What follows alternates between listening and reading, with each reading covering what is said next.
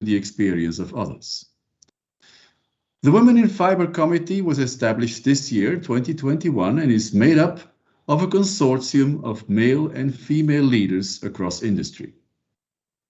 We recognize the desire to drive change and address the important matter of gender balance in the fiber industry.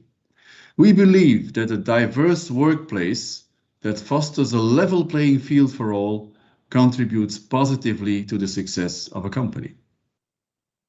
We feel we have a role to play in attracting, developing, and retaining the best female talent from within the fiber industry by educating and challenging perceptions, leveraging progressive leaders, and sharing best practices. Our commitment is to provide a network for women of all roles and levels within our industry to access networking and development opportunities whilst celebrating successes at an individual and corporate level. As part of the closing session, we will hear from one of our members, Roisin McCool, who will share a little more about the Women in Fibre Committee and how you can join the conversation. So, without further ado, I will hand over to Tom Verbeke of Comscope.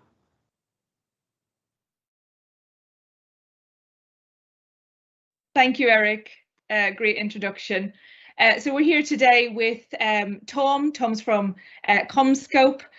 Tom, do you want to just give you sort of a brief introduction to yourself and what you do at Comscope?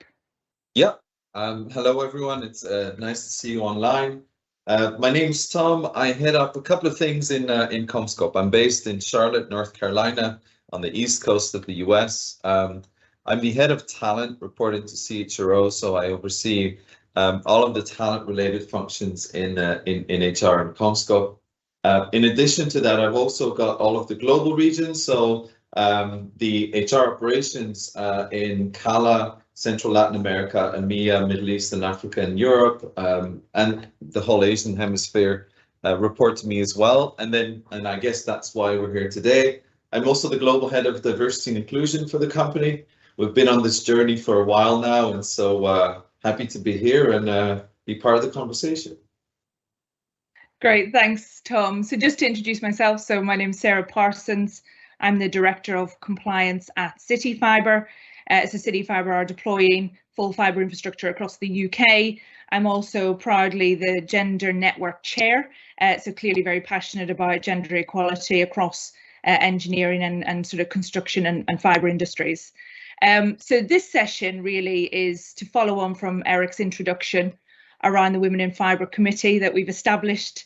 But this really is about the case for change and really just to kind of understand around some of the statistics that currently exist out there in terms of diversity. I think there's been a lot of industry research. There's been some suggestions that only 20% of current UK tech workforce is represented by women. So there's a clear, stark kind of representation there. And also women only account for 10% of sort of engineering professionals as well. Is that something you see, Tom, in your work, in your workplace? Yeah, I think we're seeing very similar trends and data when we look at both the market and frankly also just internally in our organization. Especially when you think of engineering, it has been a very, I guess, if you could say, male-dominated industry for a long time. We're in the business of technology, and so this is a big one for us because we've been working on this, we've been monitoring, we've been kind of having a lot of internal conversations around it, but certainly we're seeing the same thing. Great. And I think when you think about the success of an organization, clearly diversity does offer a better understanding of customers' needs. So, you know, how are you as an organization in Comscope trying to kind of balance the diverse nature of that customer base with how you're fulfilling, I guess, that service? Yeah. So I guess a couple of things in there, and I'll give you some of my personal opinions. Maybe as point for discussion, I always think you kind of take the best and leave the rest. Personally, I would dare to state that the case for diversity and inclusion, if we've not realized this by now, has kind of been made over the last 20 years. I would question the need to always go back to data and analysis to really drive the importance of diversity and inclusion, because we've kind of seen it. And really, I think if you're ignoring the facts, then you can still debate that, but it is what it is. I think research over the last 20 to 30 years shows that diverse teams in organizations outperform non-diverse teams. And that's, for me, simply down to a very simple notion, because there's a lot of McKinsey and other big consultancy firm data out there, but it all comes down to diverse teams making better and different decisions. And in my mind, that really drives a lot of the business case around why this is important in the first place. All of the data that we pull up to support that kind of looks at impact on innovation, impact on productivity, and impact on getting product to market, ultimately shareholder value. And we know that there's a database is there. We did bring that to our executives internally because we wanted to be sure that there's an understanding there of some of these things. But I think what we've been trying to do is get behind the typical standards data to really go and look internally in our organization and unearth some of the dynamics and really have some conversations around why is it the way it is. Partly, and that's a complex conversation, right? Because partly it's industry and some of the dynamics we're seeing. A big message from our D&I kind of global organization has been around, that's fine, but we probably need to do more and not hide behind the fact that it is what it is, because that's also just not good enough. So I see a big role for us in D&I in really kind of advocating this need to do more, because of the fact that the data is what it is, and that obviously in engineering especially, and in our industry, there's still a lot of work to be done. Yeah. I don't know if that answers some of your questions, but certainly I think there's a couple of things in there. Yeah, I think it does. And interestingly, your focus is less about what does the statistics say, because I think you're right. I think we all know ethically why we should be looking at this, and we all know from a statistical point of view why it just doesn't measure up. I mean, you mentioned McKinsey. I think there was a report recently which reveals that sort of gender diverse companies are 45% more likely to improve market share, achieve 53% higher returns on equity, and are 7% more likely to report successfully capturing new markets. So, you know, clearly the statistics are there, but it is about asking our own organizations and really delving into the why, and trying to understand the root cause of some of this. And it's not an overnight shift, right? Because like you say, engineering roles, construction roles. I mean, if I look at CityFibre, for example, we have nearly 1,000 sort of build operatives, and the majority of them are male, right? So, and clearly there's something that we need to look at in terms of the pipeline of talent coming through for those roles. Yeah. Because clearly if we've got 90% of men applying and 10% women, well, we're going to have an element of disparity, right? So that's just going to be a natural thing. So how do organizations then really try and influence that pipeline of talent? Because it is our responsibility to do that. Yeah, and the question that's been on my mind a lot over the last couple of months is, why is it that if we've shown through 2 decades of research that organizations are better off as a diverse kind of setup, why is it that it's so hard to move the needle on it, right? You would objectively expect that companies jump on the bandwagon and say, hold on, if this is so important, then we've got to do something. And a lot of companies have, but arguably, I'm not sure that we fundamentally moved the needle on some of these things. I do think, in my mind, you then have to go back, especially if you're looking at engineering and the gender distribution around that. I think you need to go back early enough to the high school, lower school type environments where young kids are, first of all, making career decisions, but also are almost grow up with some stigmatism and some stereotypes around some of these things. And I think that creeps into our education and school systems. And so we can do a lot as organizations, and we can go out and hire and look at diverse slates and work with associations like this one to really advocate for the right things.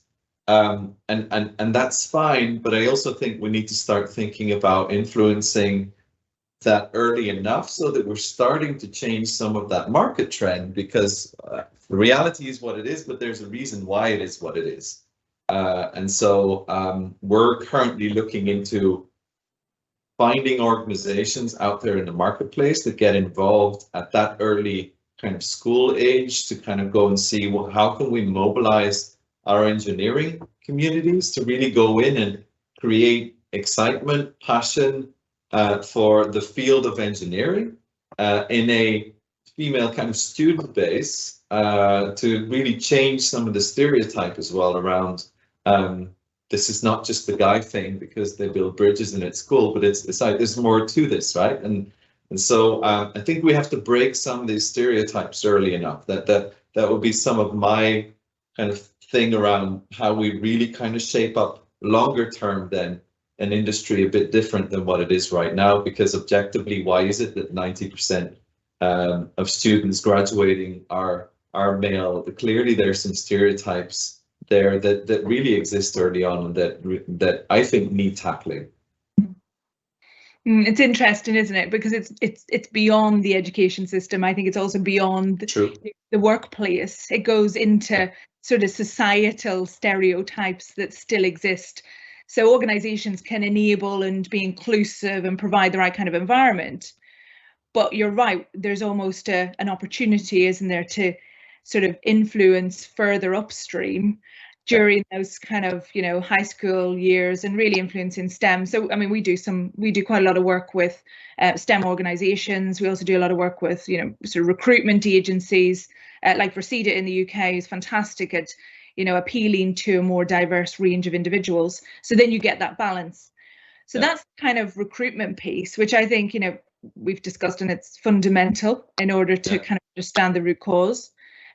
What about when a female or a male actually join an organization? How do we ensure we've got inclusive, family-friendly policies, and that we don't take things too far where it's all very, you know, let's have a women's initiative, let's have it, which I think actually further compounds the problem. So hence why we put gender, and trying to get that balance is fundamental. So what can organizations do when those individuals are, you know, working for those businesses? So I'll give you our view and our answer to that, because we are actually fairly recent and arguably a bit late to the game with all of this D&I work. CommScope has been through a lot of acquisitions, and so it's only really mid 2020 that we launched a truly global initiative around D&I. Obviously, through the months of design discussions beforehand, there was really one very crucial decision there, I think, that's interesting to share. While a lot of large global organizations are trying to solve this through employee representation groups and ERG groups, we made a very conscious decision to not go there and to stay very far away from affiliation groups. For me, the fundamental reason behind that is that if we're really talking about inclusion, which is the underlying behavior in organizations that supports diversity in the first place, then I find the notion of ERG slightly contradictory in a way. We're rallying all these groups based on certain characteristics or affiliation or interest or whatever it may be, to drive a diversity agenda, but we felt it more important to position an inclusion story where we focus on everyone brings the best of themselves to work. We have 30,000 different employees, and therefore 30,000 different angles, opinions, views, and ideas coming to this organization, and we really don't want to classify everyone according to affiliation or representation groups. So I think it's an interesting one. We had the luxury, obviously, of kind of designing this late in the game. So we went to some large global companies spoke to them about what's working, what wasn't working, and we heard a lot of feedback around, it's quite a lofty organization now because we've got 10, 15 ERGs and they're all doing their thing. And we looked at it and we're like, yeah, but how does that really drive inclusion? Back to the example of a female engineer joining this company, where do they find what they need, but who are we to define what they need in the first place? I mean, I think at an individual level, everyone is looking for different things because we all bring our own background and experience and thoughts into an organization. So we've really tried to build it up in a way that we're I guess the word says it itself, but that we're being inclusive and that we're driving a company-wide initiative and not kind of splitting organizations up by engineering or a female group that looks at female leadership. We run some of these events, obviously, but we incorporate everyone into that discussion, hoping that drives more of an inclusive culture in our organization. Yeah, and I couldn't agree more. And hence why, I mean, affiliation's fine as long as you've got, representation of a broad range of individuals, and it's open. It's an open network for people to kind of drop in and out because they'll be passionate about it. But I couldn't agree more. I think if you focus on inclusion and inclusivity as an organization, then diversity should naturally come. So it's not really diversity and inclusion, it's really inclusion, and we'll soon get diversity through that means. Yeah. And there is a role, there's a role for men to play in all of this as well, clearly. Absolutely. What do you see that as being from your perspective, maybe at an individual level or within your organization? Well, two things. The point around inclusive leadership is, I think, important. It is a fact that culture is set through the whole organization, but that it is influenced heavily by behavior at a certain leadership level. And so we're really gearing up to do some work with our total kind of leadership population around inclusion to start with. The other one is really, we realized early on that we're not going to change this story if the 90% of men in this organization don't start to become sponsors and allies to this. I have conversations with the organization because we have at any given point between 500 and 1,000 open recs in our organization globally. That's 500 to 1,000 hiring decisions made. So that's probably a couple a day, every single day of the year where a single manager has an impact on that decision.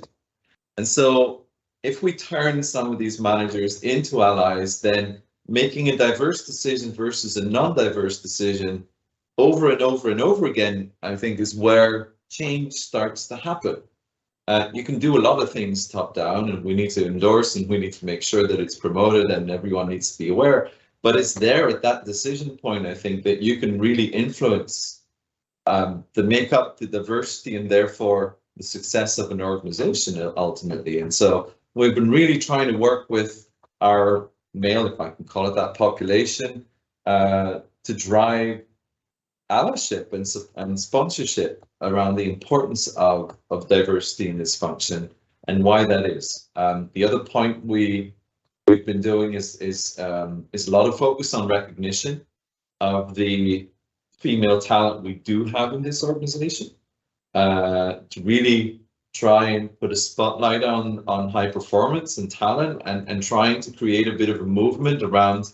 There are people here that are diverse and are contributing and probably are doing great stuff, and let's just make sure that we show that as well, because that's equally important, because otherwise so those couple of things we're focused on, but I think it's probably the combination of all of that really starts changing things.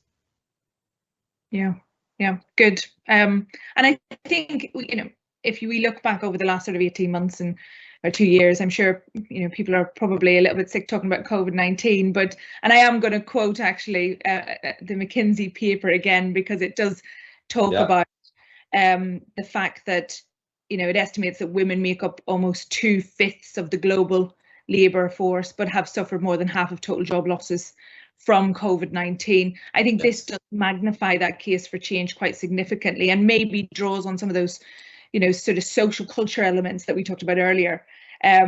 What's your perception of that? Do you sense that in your organisation? Are you seeing that happening?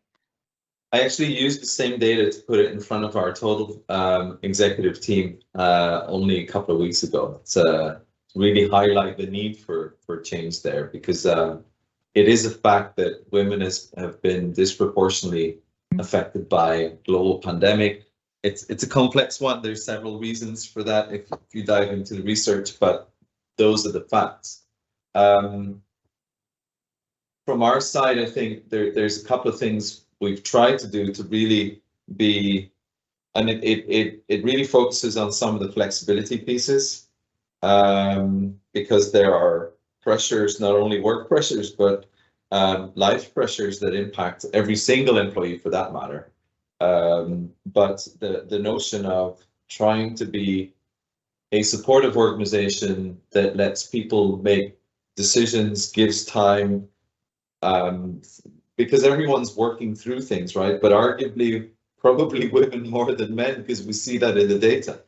And so I think through some of our policy decisions and some of our ways that we've tried to support general workforce, we've really tried to kind of incorporate some of that to try and minimize the impact, at least on our employee base, with special attention to our female employee base, because knowing that there are just pressures there that are probably higher, let's face it, than some of our others. And so that's been a real focus for us. Our engagement has remained really high through COVID. So I think we've done some things well. We've also learned a lot of things. This was really quite an unseen thing in the history of work. And so we're also just trying to figure this out as we go along, just like any other large organization. But yeah, I think in there lies certainly a need to be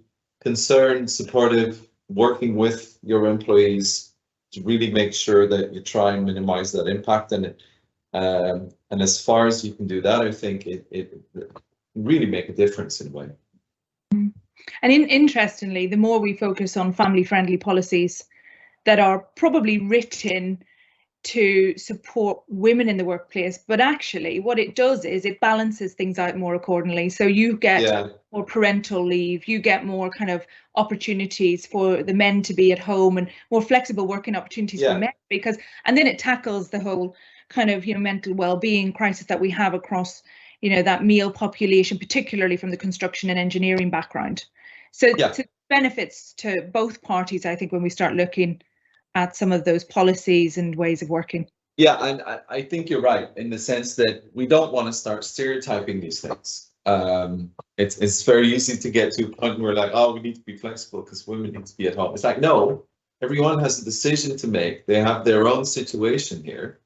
But we want to be inclusive in our policies in a way that every family and every employee makes their decisions according to what they're going through and are able to balance some of these things in a healthy way, right? That's what we're trying to do, because you're right, it turns traditional very quickly when you start looking at these things, and that's really not where we want to be. Mm-hmm. Look, I think we could probably carry this conversation on all day, right? But absolutely.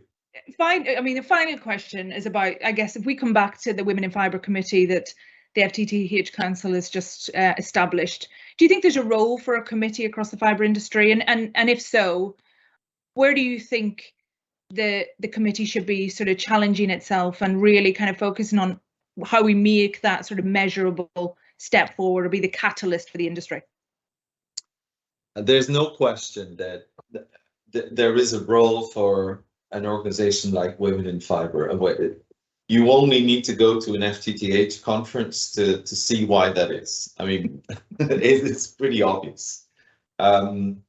It's also important, I think, that we work with those larger associations, though, to really kind of get a voice and put this on the agenda at other large industry organizations, associations, conferences, where people meet. Back to the allyship piece, right? And so, but someone needs to lead the way here and have a voice to even start that conversation. And so I think there's a huge role for you guys. That's why I get involved, because I want to help where I can. But absolutely, I think the dynamics and what we spoke about really just only underline that. Right. I think we'll be knocking on your door very, very soon, Tom. That's awesome. But look, thank you so much for your time. And we'll hand back now, I think, to Eric and Patricia to move us through onto the panel. Thanks, Tom. Thank you.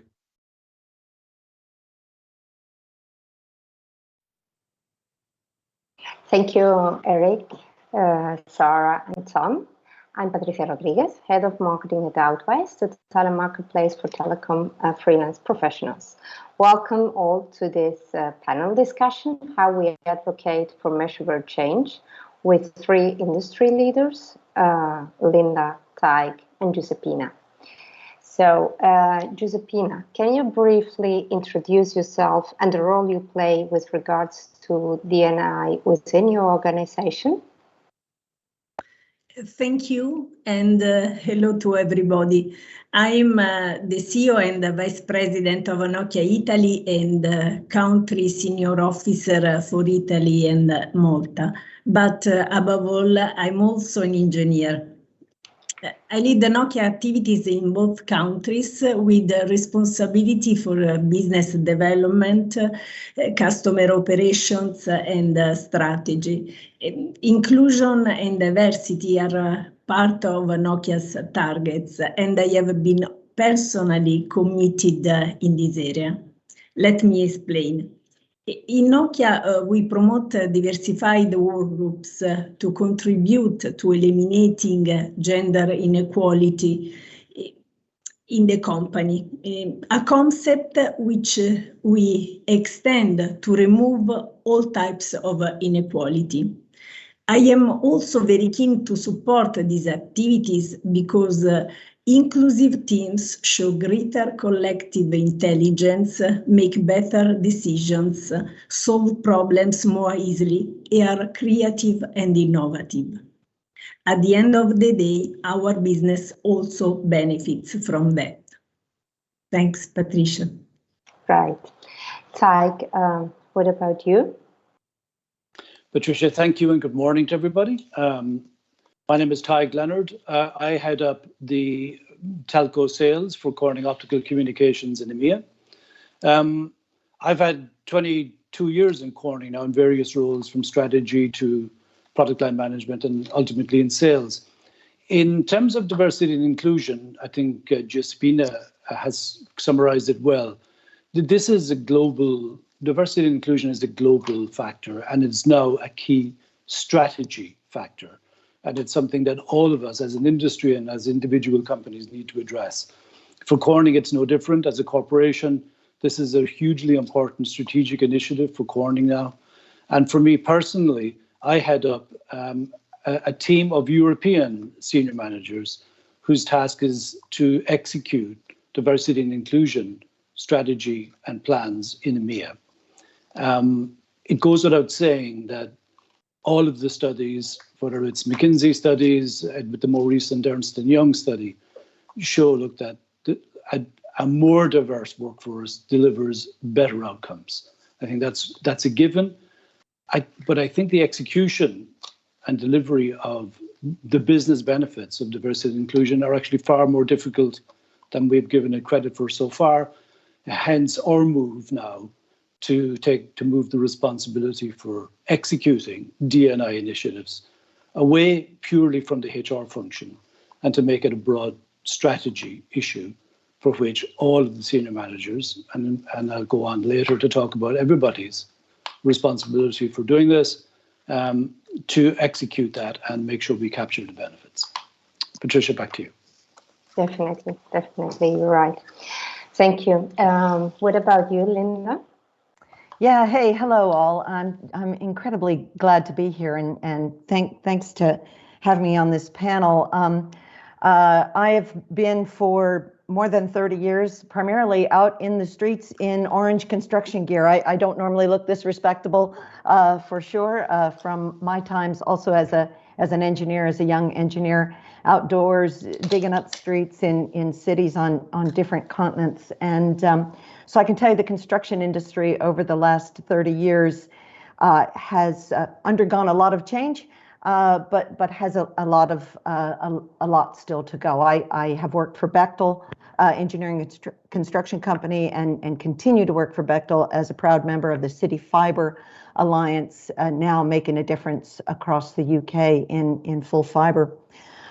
Before that, I was in the military, and I can tell you the military, I was in the Army, I was in the US Army, I was a helicopter pilot, and I can tell you as well, militaries across the world have also seen dramatic changes in respect and advocacy for having equality for women. And that is based exactly, as Josephine and Tag said, is because they create better organizations.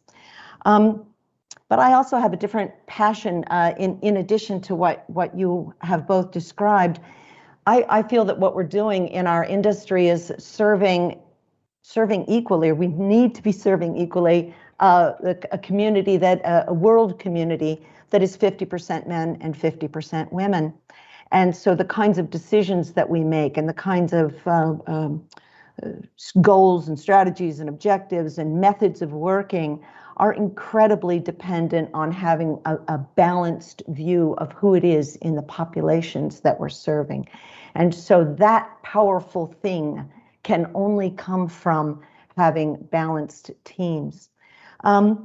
So I have a lifetime of, as others do, of passionately advocating, whether it's individuals, whether it's within my organization, creating networks for women to be heard, operating as an individual mentor, obviously thinking about people who their voices aren't heard, advocating for women to pull their chair up to the table and lean in, as the literature in recent years has gone.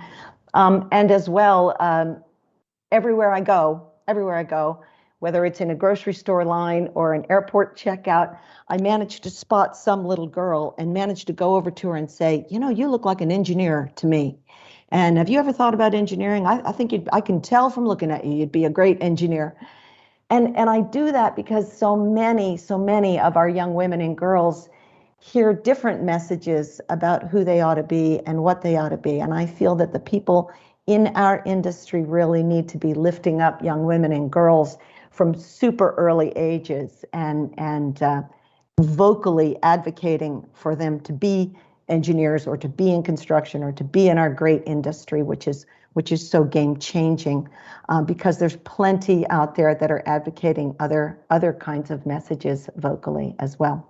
So I'll finish. I suppose I should say I was very honored in 2017 to be selected in the UK. I've been working in the UK for more than 15 years and become a British citizen, to be selected by the Queen for an OBE, Order of the British Empire.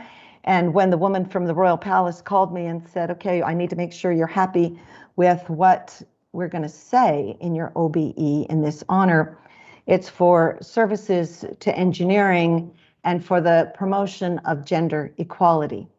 And I said to her on the phone that day, oh my gosh, you can put that on my tombstone. So thanks, Patricia. Back over to you.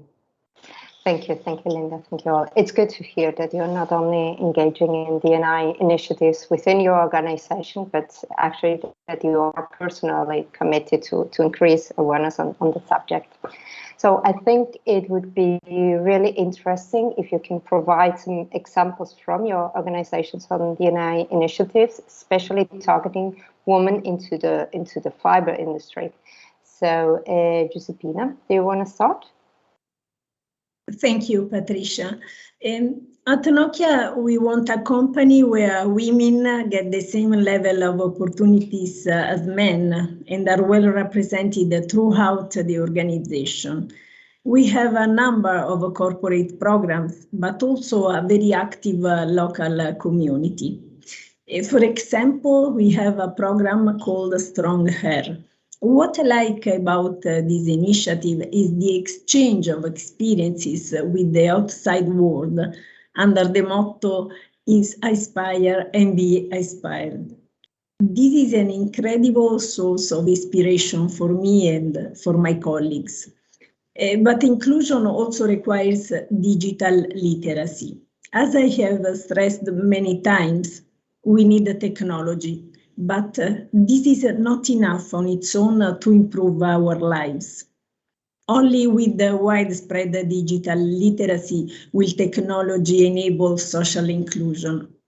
But as I said, this is not enough. Inclusion also means gender equality and respect for diversity, which can only be addressed by working on education and culture. And I work very closely in Italy with government to make our initiatives more effective and more concrete. Over to you, Patricia. Thank you. Thank you. What about you, Tig? I know at Corning you also have several DNA initiatives.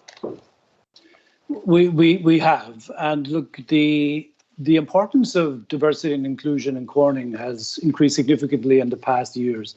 The benefits of diversity and inclusion have been evident for quite some time, but the concrete measures to move it forward, I think, has gathered pace significantly in Corning in the last 3 years.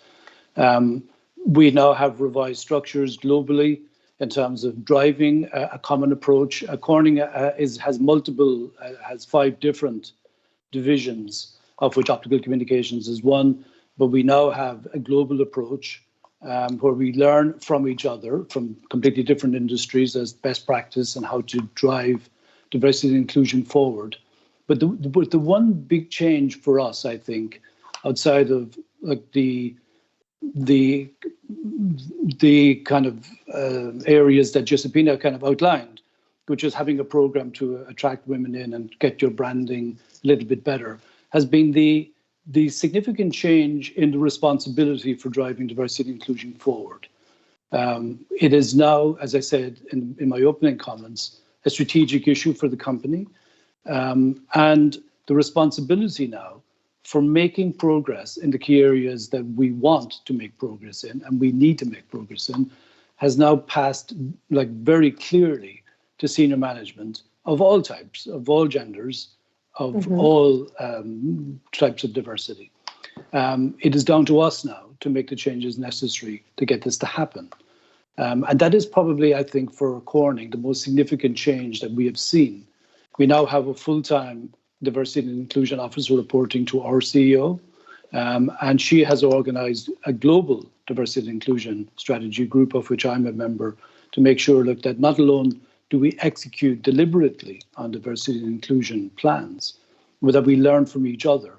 Because I think in our first year now of launching this program, I have learned huge amounts from other regions, because not alone is this a gender issue. There are many different perspectives from different parts of the world that need to be incorporated into a very, very deliberate strategy to succeed. Back to you. Thank you. So, Linda, I'm sure you have plenty of examples to share with us today. Thank you. Yes, and the hard part in preparation for this really was to say, out of the 15, 20 different things that we are doing on City Fibre, which few to talk about, because I'm in complete agreement with Giuseppina and Tag that it takes a global effort. It takes many different ways of thinking about this, many different initiatives. There's no one silver bullet that solves this at all.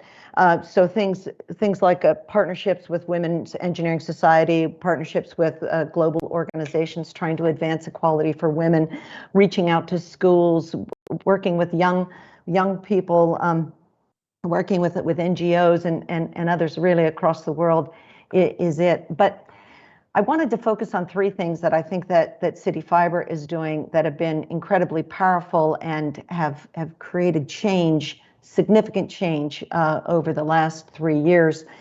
The first is a very fearless look at your data and pay gap data, where people are in the organization data, who have you got as your frontline leaders data, and who, when you're doing aspiring leaders programs, what percentage of that is women?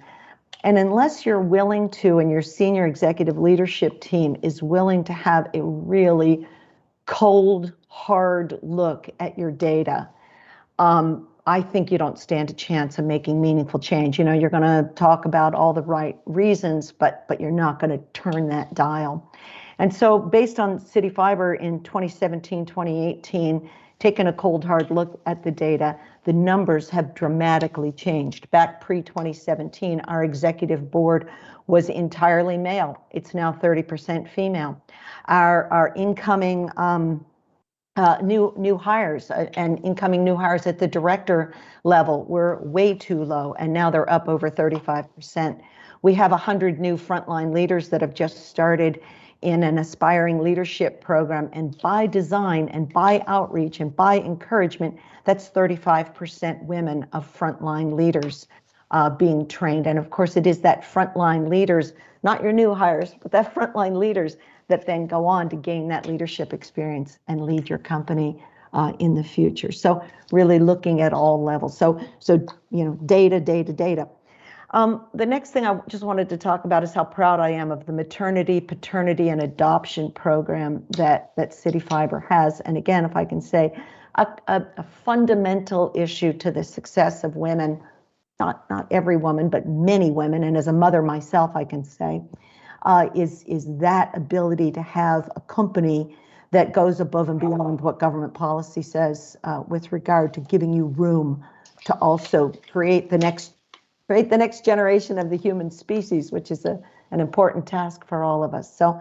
you know, world-class, City Fibre has world-class maternity, paternity, and adoption policy, paid adoption policy, extremely generous. And what brings great women to our organization, I'm happy to say, as a decision a part of it. The last thing I just want to say is I think COVID in the last 18 months, we all know is taking an incredibly hard toll on women across the world, disproportionately so. And I'm full of hope, by the way, and I think that all great world disasters have in some ways benefited women in the long run, whether that's the Black Plague and women being able to own property, or World War I exploding women's career opportunities, or World War II, which changed my mother's life and exploded great opportunity for her, wouldn't have happened without. So I maintain a hopeful belief that somehow COVID out of this is going to ultimately be good for women, and I have a few ideas about how.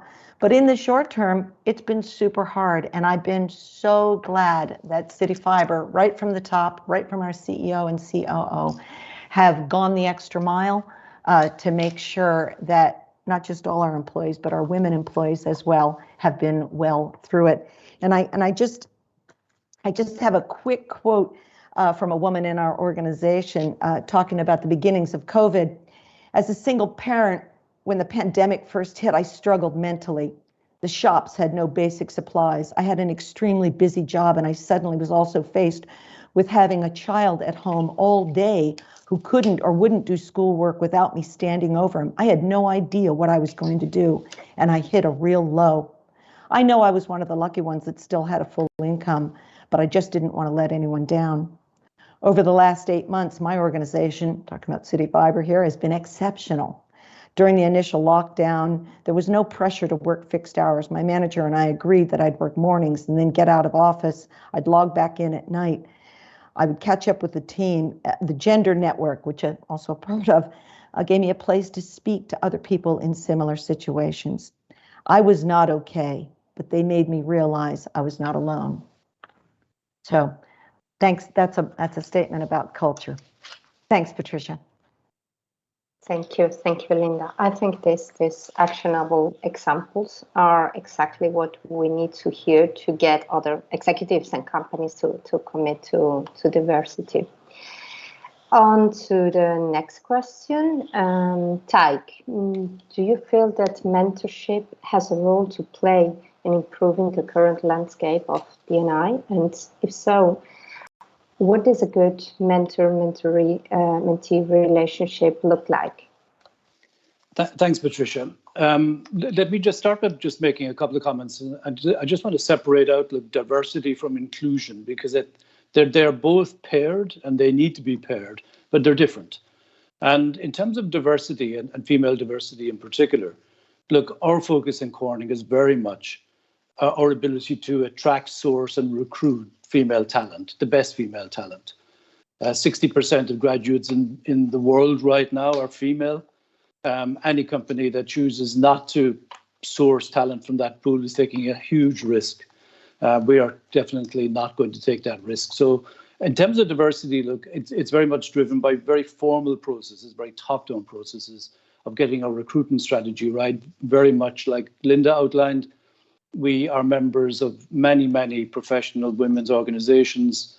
We have a very, very large global university outreach program to make sure that we are attractive to and do attract the best female talent into recruitment processes. And we've also taken the steps to modify our own recruitment strategy to remove, any biases that may have been apparent.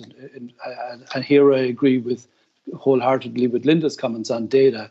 Our data has proved to us clearly that the processes that we have had up to now were insufficient, and in fact, we're blocking features in terms of attracting the best talent. So we've taken a number of steps. We've changed the metrics of evaluation significantly. We've also changed the panel structures of our evaluation, of our HR and recruitment evaluation, to make sure that they're balanced.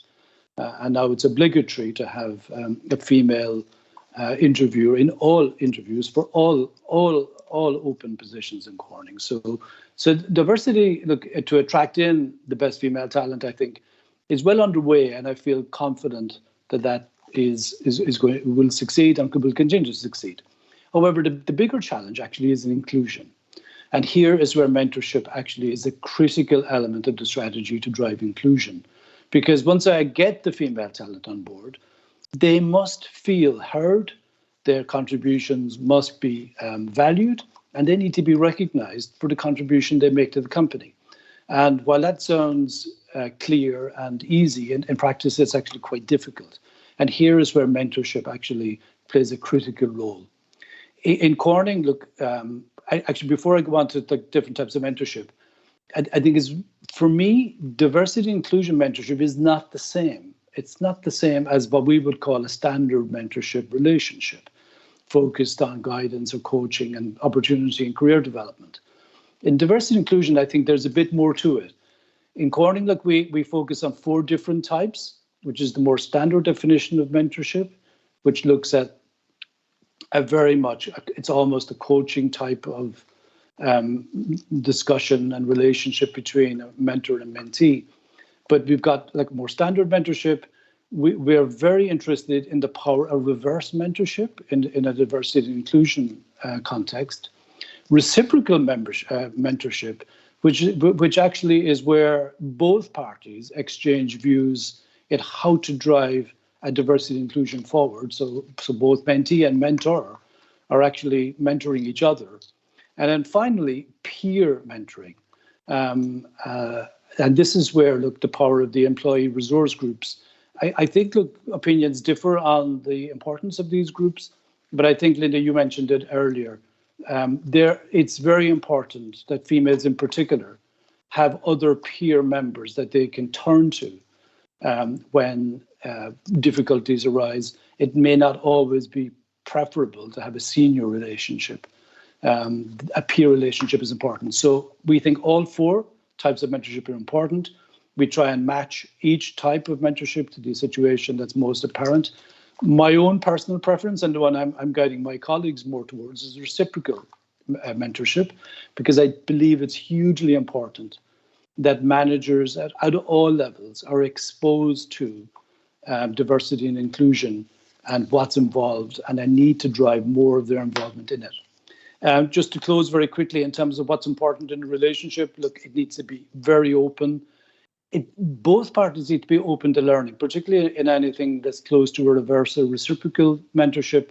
Both parties must be open they must be open to some level of confrontation. I don't expect these always to be nice, cozy chats either. In fact, the more they are, I think the less effective they will be.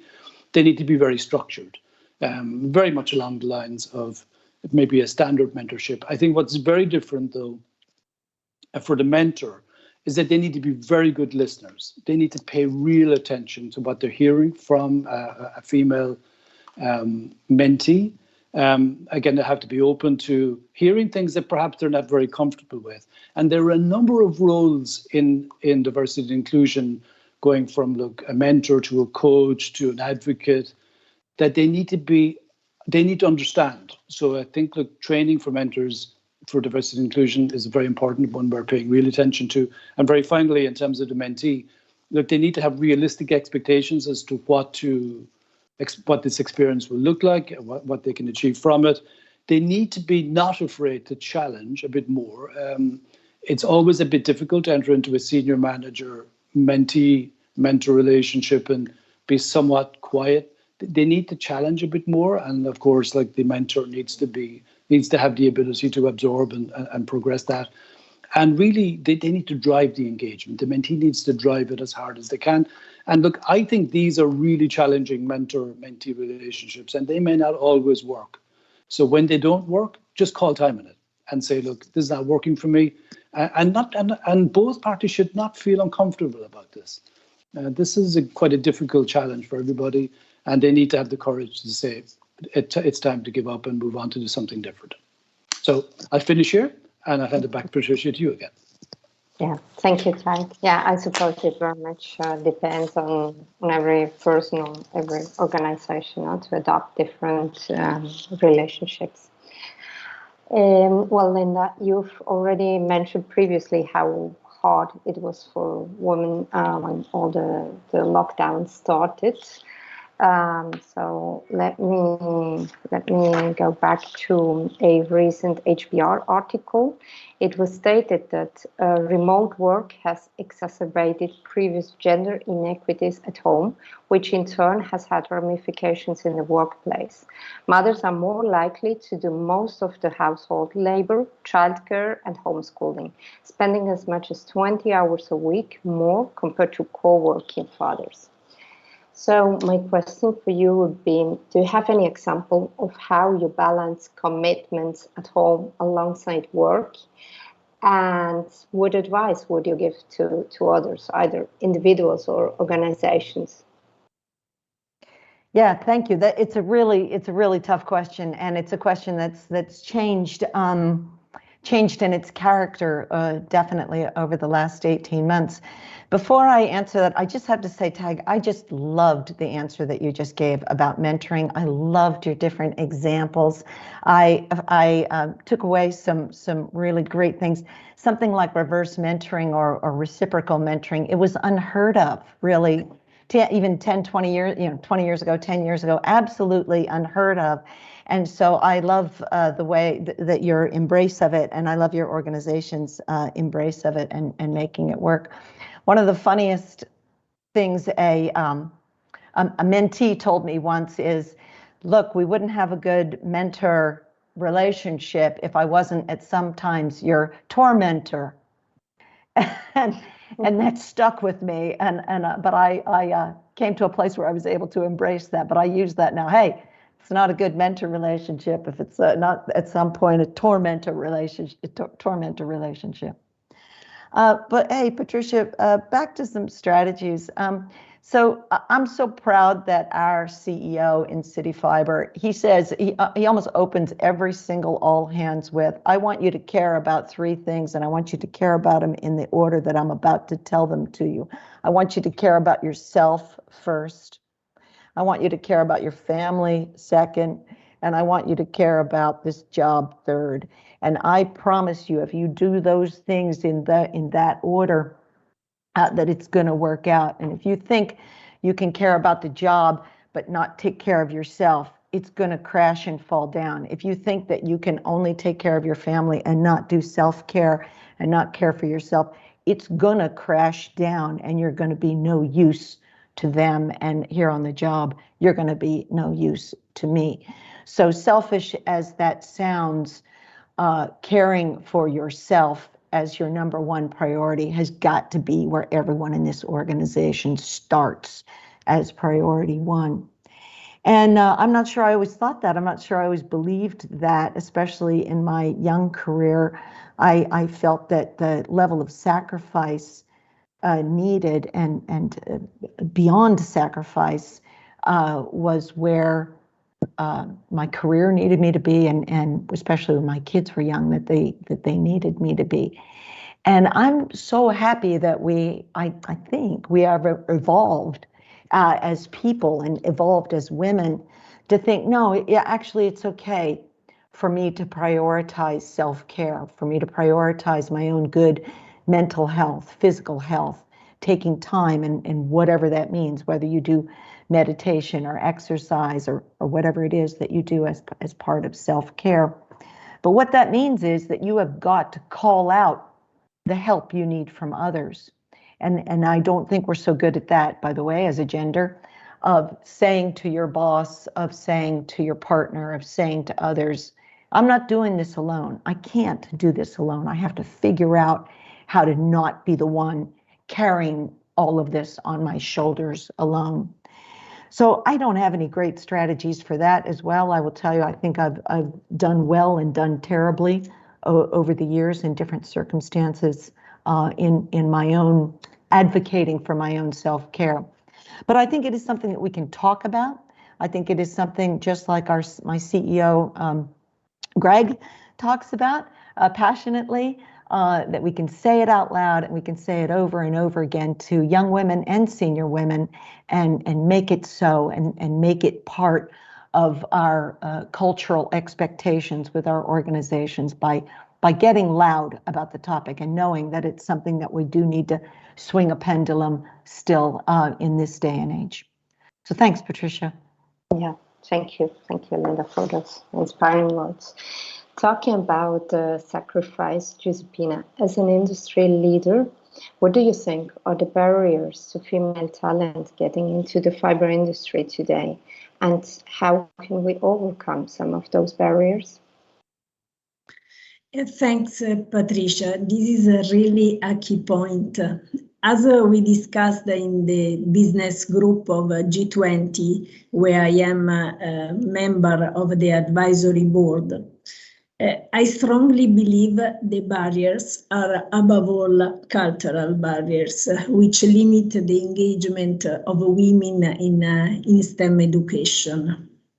We as industry leaders should help women reskill and upskill to have a chance for the top jobs, to increase the number of women in research and development and technical roles, and to develop gender-sensitive ethical guidelines in key areas such as advanced technologies and specifically fiber industry. Over to you, Patricia. Yeah, thank you. Thank you, Giuseppina. I think definitely getting girls into STEM disciplines and making them believe that working as an engineer is as good as being an artist, for example, as Linda just mentioned, together with upskilling and reskilling working females in our industry is the path to go. So let's come back to the pay discrimination topic, Taig.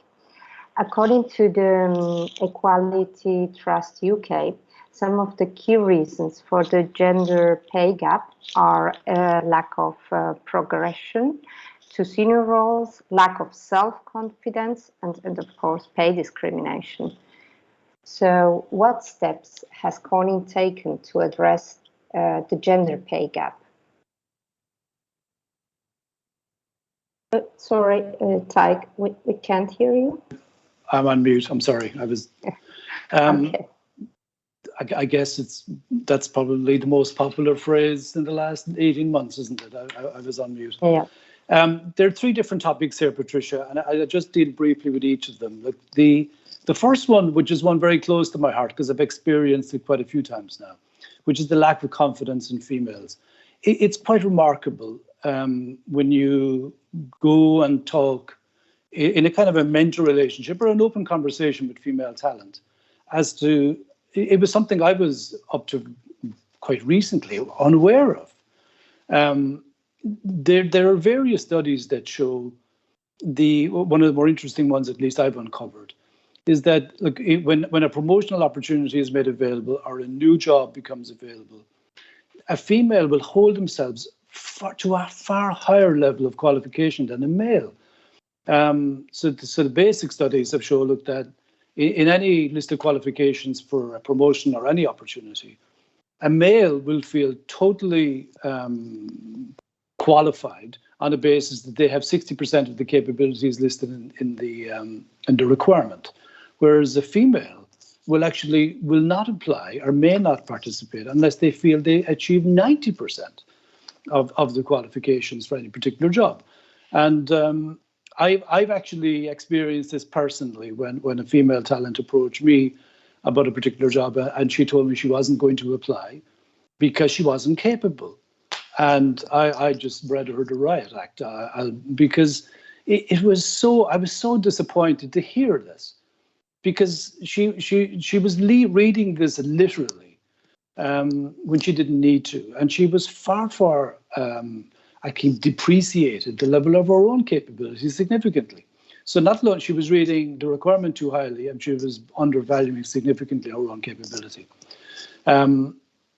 So it's really important to overcome this. The mentorship that we talked earlier about is very, very important to give people the confidence that they have the capability to succeed.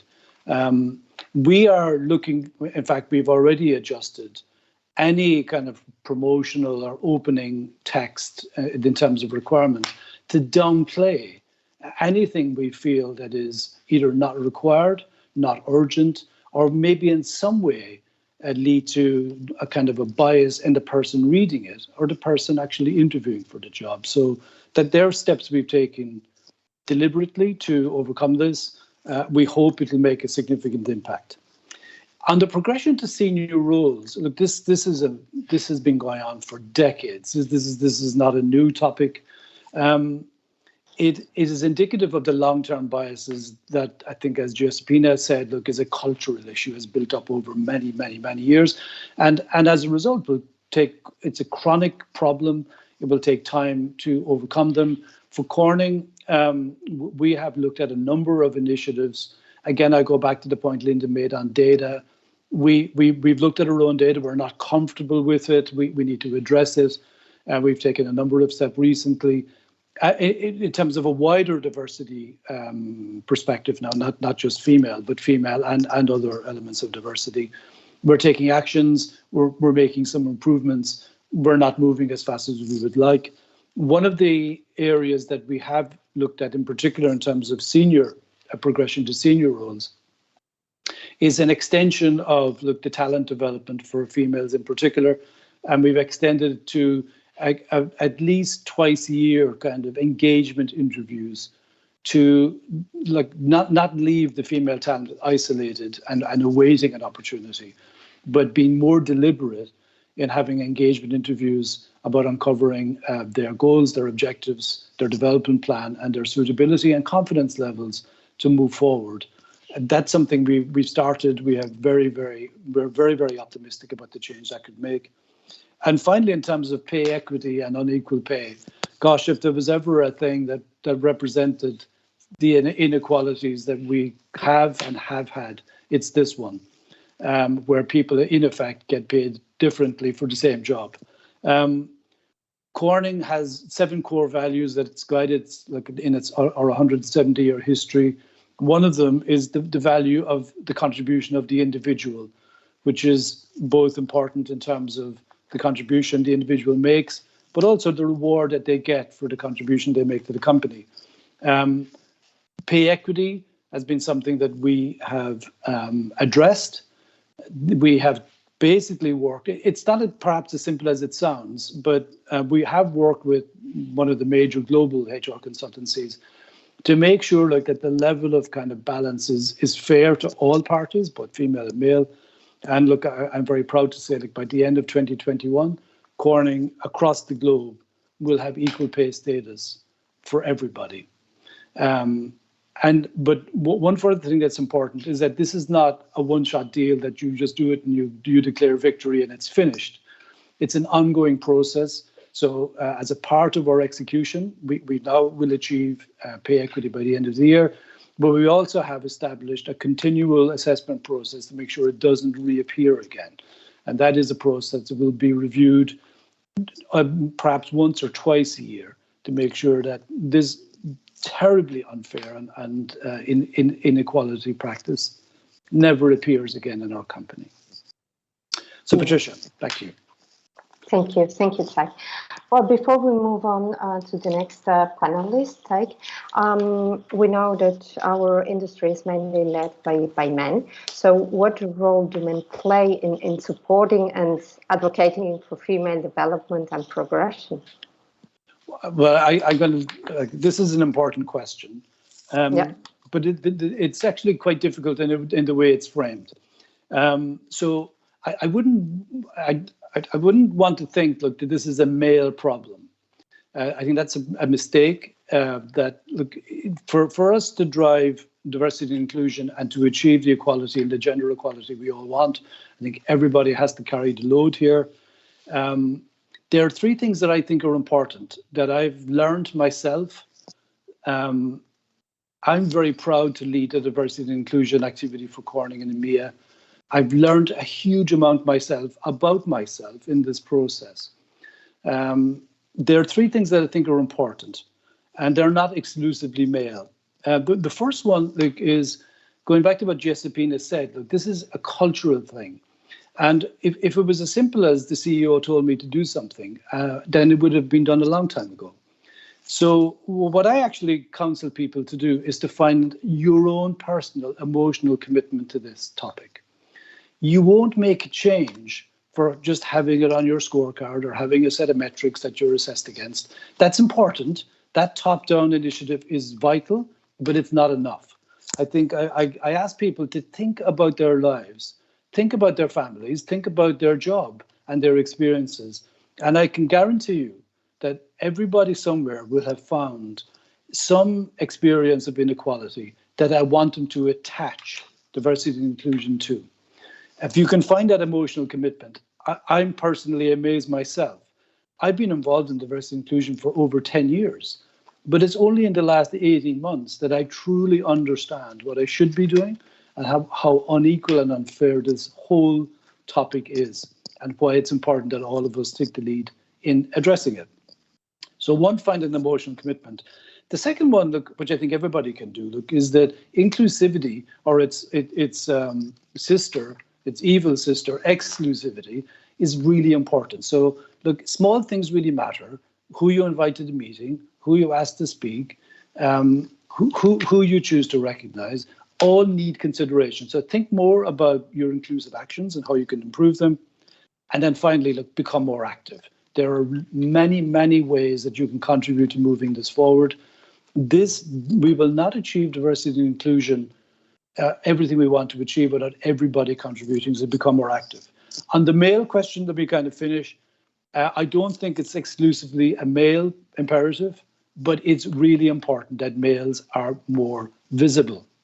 I think that is the part that I would ask for, and I encourage my own male colleagues, that it's not enough to be a supporter. You have to be a visible supporter. And I think that empowers both other males to become more active, but I think in some ways it encourages other females that this is actually moving forward. So Patricia, thank you for that, and back to you. Thank you, Chuck. I like your definition of visible supporter.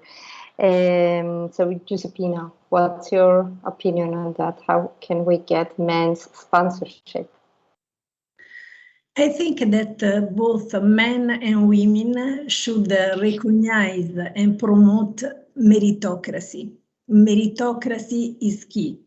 This is the natural way to support female and male development and progression, assuring no one is left behind. Thanks, Patricia. Thank you, Jessipina. What about you, Linda? Yeah, so there is an organization in the UK that is called, I apologize if I make a mistake of this, Men Advocating Change, or maybe it's Men Advocating Real Change, MARC. And both Bechtel and City Fibre have started to embrace some of the mentor sessions that go along with it. By the way, I 100% agree with Tag and what Josepina have just said. I'm 100% on board and love what you both had to say. But I do think it may be not natural, it may be not easy, it may not be in the set of experiences that men have. There may be a fear or insecurity on their part that I'm gonna use the word, get it wrong and embarrass or humiliate themselves or offend the people that they actually indeed are trying to help. And so I think there needs to be a great deal of open discussion, of forgiveness for people who make honest mistakes while trying to move that pendulum, trying to put their shoulder to this. And I love, as I said, what both Josepina and Tig had to say about being active and vocal and visible. And I love your comment, Tig. It's not enough to be a supporter. It's not enough. If you're not being outreaching, if you're not leaning out, and I say this to women all the time, it's not enough for you to support other women. You better be going the extra mile in our industry. We need to be lifting each other up. We need to be going out of our way to support and actively help one another and to help male allies who are trying as well to move this whole cultural diversity issue forward. Thanks. Mm-hmm. Yes, right. And Linda, as Tig just mentioned before, usually women on average would only apply for a role if they could satisfy 100% of the qualifications, while men would apply earlier. So how do you think this? Why do you think this is so, and how do we challenge this? Yeah, thank you. Tag, I'm so glad that you brought this up, and I knew this is a really tough question coming to me as well. There is a term that is called the imposter syndrome, and that's the, oh no, somebody is going to actually look and see through my disguise, and they're going to see that I'm an imposter and I'm not meant to be here at all. And what I've come to learn is that both men and women walk around with this imposter syndrome like every day. But men just have, or most men just have this ability to set aside that fear and to behave in a confident way. And women feel much more burdened by that imposter syndrome. So recognizing, all of us recognizing, men and women, that it is something that is in all of us, and recognizing that women struggle with it more, I think is quite important. And so when a new opportunity is available, exactly as you both have described, going out of your way to say, well, look, let's talk about your capabilities to be a great contributor in this area or in this team or in this new role. It's been my experience through years and years of talking at schools that little girls don't experience this at all. That from sort of 2 to 10, when I spend a lot of time talking in primary schools as well, I've given up almost talking at universities. It's too late. Women already have such a fixed idea that they're good or not good at some topics that I've slowly over the years shifted to talking to younger and younger girls.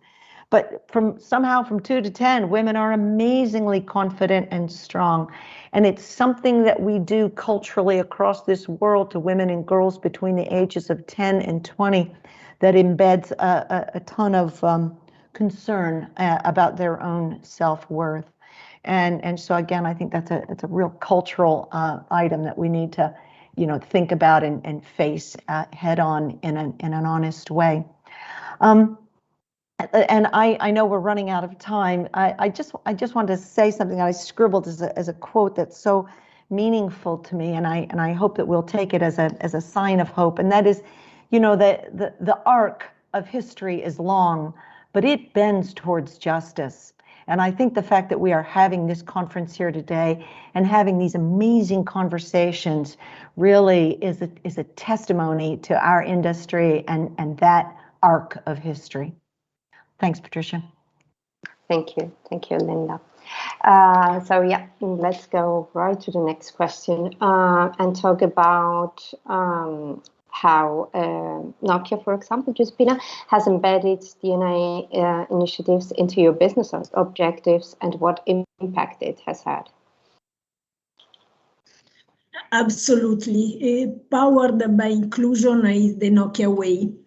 For us, inclusion and diversity are a business imperative and a platform for greater innovation, superior organizational performance, and excellent customer service. In Nokia, we have a devoted organization and a 3-year inclusion and diversity strategy to positively differentiate us from our competitors.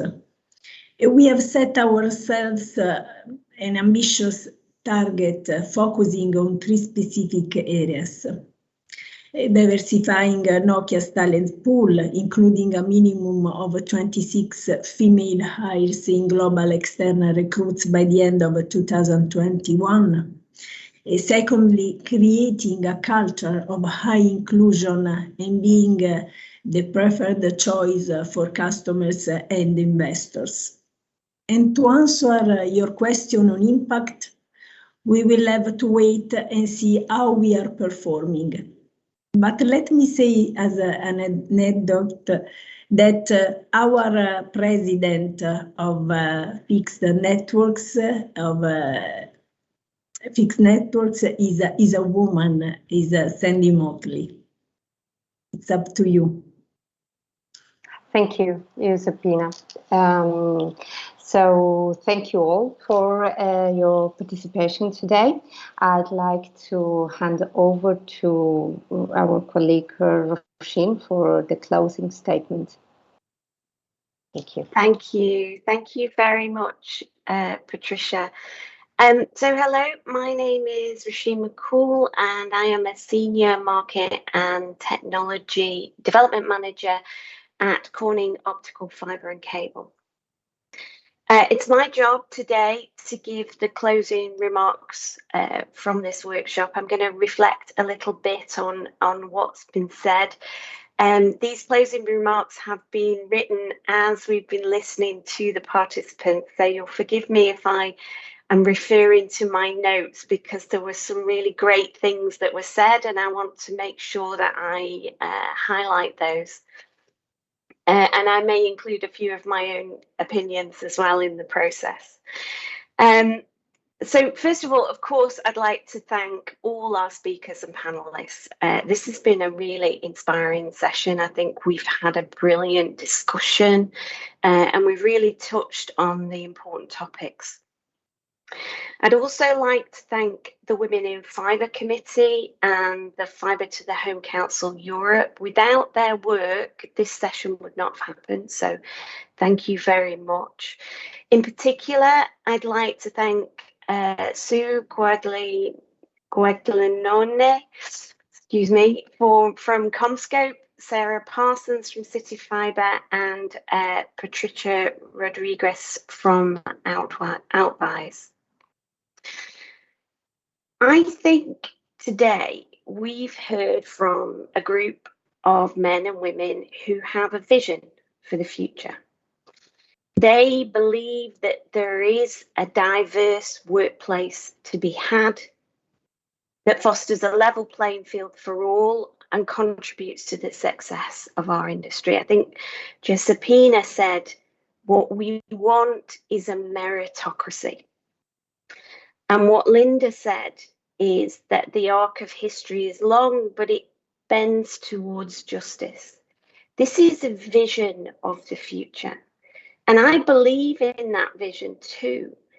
And I believe in it passionately because it promises a future where we succeed together and where the differences in genders and perspectives are embraced to drive growth. It simply doesn't make logical sense to perpetuate an environment where we can't all participate to our maximum potential. As Tig mentioned, 60% of graduates worldwide are women. And any company that chooses not to embrace that section of our society is taking a very large risk for their own businesses.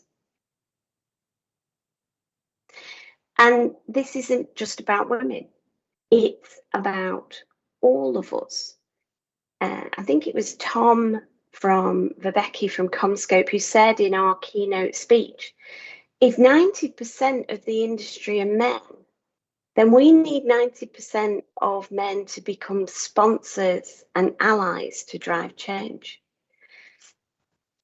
Tig highlighted that really, in order to drive change, this is not just about targets. It's not about our scorecards, although that's important. It's about a personal and emotional commitment to this endeavour. It's about a feeling that this is both ethically and factually a reality for us, that we need to drive diversity and inclusion in our businesses because it makes sense for all of us. And how we drive it is at a very low level. It's about who you invite to the meeting. It's about who speaks. It's about who you bring into the community and to the team to address the tasks on a daily basis. And we all have to be more active about this. We need our male allies and sponsors. We need women to be more confident, to speak up and to challenge where there are inequalities. Tom argued, and I think rightly, that the case for change has been made. The statistics on diverse teams outperforming homogeneous teams is well known and the subject of research for the past 2 decades. We know diverse teams increase productivity, they have a higher collective intelligence, they make better decisions, they drive market shares and inevitably shareholder value. But moving the needle on inclusion has proved difficult. And I think we've heard a number of times, this is really about small, daily, individual changes. So today, I want to call this group to action. This is your call to action. The Women in Fibre Committee have commissioned a survey. That survey is available on the FTTH Europe Council website. We need you to take 5 minutes of your time to fill in that survey. That survey will allow us to establish the landscape of where we are in the industry from a perspective of gender and diversity and inclusion. And we want you to join us. Our commitment as the Women in Fibre Committee is to provide a network for women and allies of all roles and all levels in our industry. We want to leverage progressive leaders and share best practices. This isn't just a committee for women, we want everybody. And so this is your call to action. Join us, talk to us, take this call to action now. Thank you very much.